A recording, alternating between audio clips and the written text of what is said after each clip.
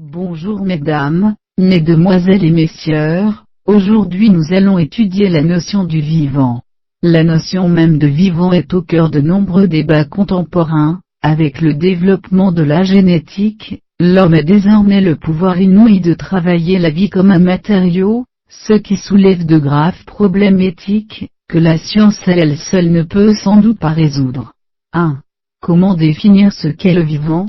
Selon Aristote, il faut distinguer les êtres animés des êtres inanimés, c'est-à-dire ceux qui ont une âme et ceux qui en sont dépourvus.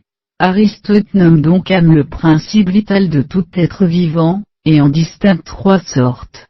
L'âme végétative est la seule que possèdent les végétaux, elle assure la nutrition et la reproduction. À celle-ci s'ajoute, chez les animaux, l'âme sensitive, principe de la sensation. L'homme est le seul de tous les vivants à posséder en plus une âme intellective, principe de la pensée. On voit ici que l'âme végétative, est de toutes la plus fondamentale, pour Aristote vivre, c'est avant tout se nourrir, croître et dépérir par soi-même. Cela signifie que le vivant se différencie de l'inerte par une dynamique interne, par une autonomie de fonctionnement, qui se manifeste dans un ensemble d'activités propres à maintenir la vie de l'individu comme de l'espèce. 2.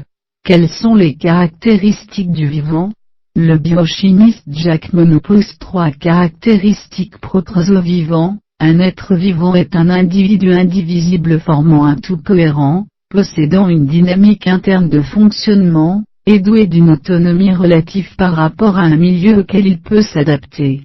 La première caractéristique de tout être vivant, c'est alors la morphogénèse autonome, qui se manifeste par exemple dans la cicatrisation. Le vivant produit lui-même sa propre forme, et est capable de la réparer.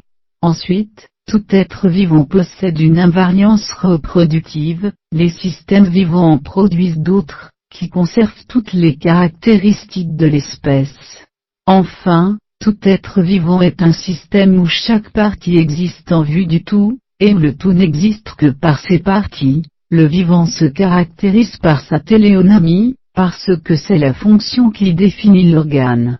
On nomme organisme cette organisation d'organes interdépendants orientés vers une finalité. 3. La finalité est-elle nécessaire pour penser le vivant ? Dans le vivant, la vie semble être elle-même sa propre finalité, c'est ce que Kant nomme la finalité interne.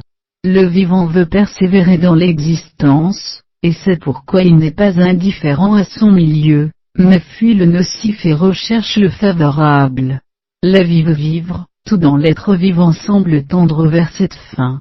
Devant l'harmonie des différentes parties d'un organisme, il est alors tentant de justifier l'existence des organes par la nécessité des fonctions à remplir, et non l'inverse, en faisant comme si l'idée du tout à produire, guidait effectivement la production des parties.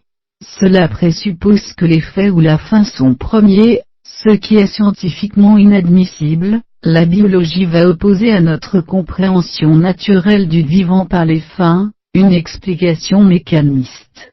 4. Qu'est-ce que l'explication mécaniste du vivant ? C'est Descartes qui fonde l'entente mécaniste du vivant. Il s'agit de comprendre l'organisme non plus à partir de fins imaginées, mais à partir des causes constatables, ne plus dire par exemple que l'œil est fait pour voir, mais décrire les processus par lesquels l'œil transforme un stimulus visuel en un flux nerveux. Il faut pour cela réduire le fonctionnement du corps vivant à un ensemble de mécanismes physiques et chimiques pour pouvoir en dégager des lois. 5. Peut-on connaître le vivant ? Remarquons le paradoxe, pour connaître le vivant, il faut le détruire. La dissection tue l'animal étudié, et la biochimie énonce des lois, qui ne sont plus spécifiques au vivant. Une cellule cancéreuse, une cellule saine et même la matière inerte obéissent aux mêmes lois chimiques. La vie est un concept que la biologie n'a cessé de réfuter, parce qu'il n'est pas étudiable scientifiquement. Les problèmes éthiques contemporains se posent, parce que pour le biochimiste, il n'y a plus de vie à respecter, il n'y a pas de vie dans une molécule d'ADN, il n'y a qu'une organisation particulière de la matière. Bergson montre que l'intelligence a pour rôle d'analyser et de décomposer, au fur et à mesure qu'elle s'empare du vivant, elle le décomposant des réactions mécaniques, qui nous font perdre le vitalisme de la vie. 6.